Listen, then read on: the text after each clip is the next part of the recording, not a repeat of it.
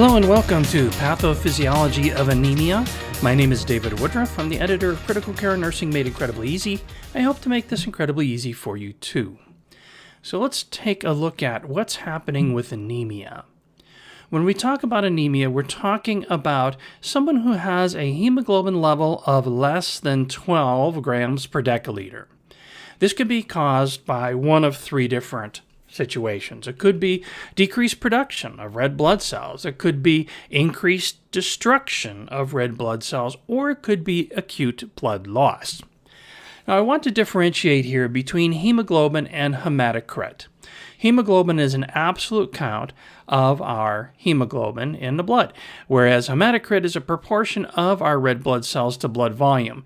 So hematocrit is going to change with our blood volume. So in other words, if our patient's dehydrated or if our patient is overhydrated, those situations will cause the patient to have changes in hematocrit, whereas hemoglobin should remain relatively stable. So our decreased red blood cell production as one of the three ways that we can end up having anemia. A common way that this occurs is from iron deficiency. And as you can see from the diagram on the right, there's a lot of different manifestations of iron deficiency. However, the one that we're most concerned with right here is going to be the effect it has on the oxygenation in the body by having a low red blood cell count. So where does iron deficiency anemia occur? Well, often in children who aren't taking in enough iron in their diet, adolescents who may be eating bizarre foods or whatever, and they're not getting enough iron in their diet. In those cases, both of those, children and adolescents, are still in growing stages. So they may need an increase, or at least it becomes more important that they are maintaining their iron intake in those areas. Older adults, pregnant women, and in malabsorption syndromes where the patient may not be absorbing the iron even though they're taking it in their diet. Folic acid and a B12 deficiency. So in those situations, the patient is also not getting these nutrients in their diet. So there's nutritional deficits. This can happen in people who are maybe strict vegetarians, after gastric surgeries where there's not enough absorption occurring, in our patients who are alcoholics and malabsorption syndromes, etc.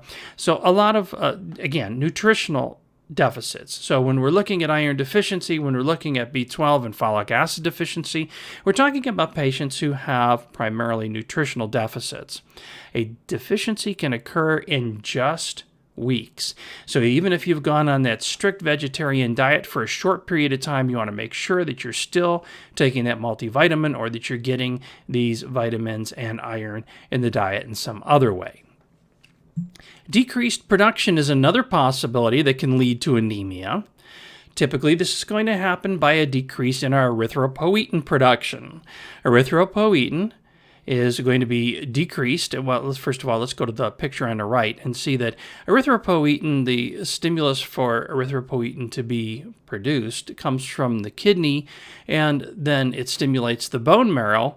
So erythropoietin itself stimulates the bone marrow to produce more red blood cells. Of course, we need the iron, the B12, etc., in order to be able to make that production of red blood cells. But then we have an increase in red blood cell production. The underlying stimulus of this whole process will be hypoxia. So if the tissues are recognizing that there is not enough oxygen carrying capability, it increases the amount of erythropoietin that's produced, which then increases our red blood cell production. So if you think about this in terms of some different types of people who may have changes in their erythropoietin production, for example, an athlete. An athlete may have an increased need for oxygen supply to the tissues, which would then stimulate an increase in erythropoietin production, more bone marrow production of red blood cells, and the patient would end up having a higher red blood cell count. So we would anticipate that maybe in some athletes we would see an elevation, or at least on the higher side of normal, of their hemoglobin levels. On the opposite end, or another situation, instead of the athlete, we can have somebody who has COPD or another respiratory type of problem where they're chronically in hypoxia. In that situation, again, we're having the stimulation of erythropoietin. The bone marrow is producing more red blood cells, assuming that we have those nutrients, and we could then see an increase in our hemoglobin and hematocrit levels as a result. In those cases, it's both driven by hypoxia that we have this increase in red blood cell production. However, when we take a look at these mechanisms that are involved here, we need to have a healthy kidney, we need to have healthy bone marrow in order to make that happen. So even in a patient who does not have one of those situations, not an athlete, not a COPDer, we can still have problems if the patient has a problem with their kidneys or their bone marrow, which would then end up causing a decrease in production. We can also have an increase in destruction of our red blood cells. Hemolytic anemia is one of those type of situations where we start to destroy red blood cells. In sickle cell disease, the patient is going to develop anemia as a result of having some of those red blood cells become sickled cells. Those sickled cells will then be destroyed by the body because they're not functioning like normal red blood cells, and they end up blocking some of the peripheral circulation. Autoimmune diseases, splenic disorders, and damage that can occur from some of our external therapies. If we're running blood out of the body through a dialysis machine, a bypass machine, or through an intra-aortic balloon pump, there could be damage to red blood cells as a result of those therapies.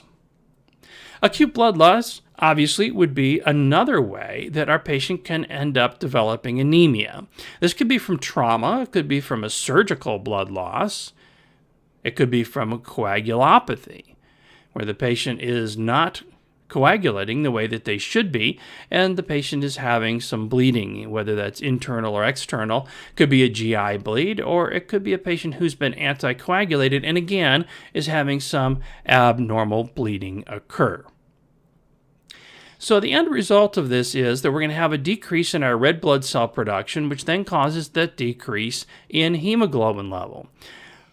A decrease in hemoglobin will then result in having decreased oxygen carrying capacity, ultimately causing tissue hypoxia.